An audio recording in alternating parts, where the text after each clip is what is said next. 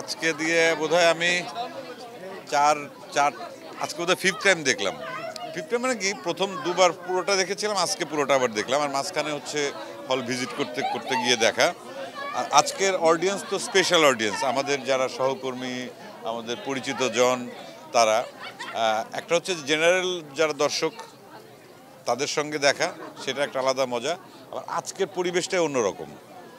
আজকে পরিচিত মুখ, প্রত্যেকটা মানুষের সঙ্গে পরিচিত, মানে তারা দেখার পর তার উচ্ছ্বাস প্রকাশ করছে একদম সরাসরি সামনে এসে, এটার একটা আলাদা মজা, আলাদা আনন্দ আছে এবং খুবই মানে আমি কি খুব ইমোশনাল মানে ফিল করছি আর কি, এটাই আমি বলবো, খুব আবেগী লাগছে।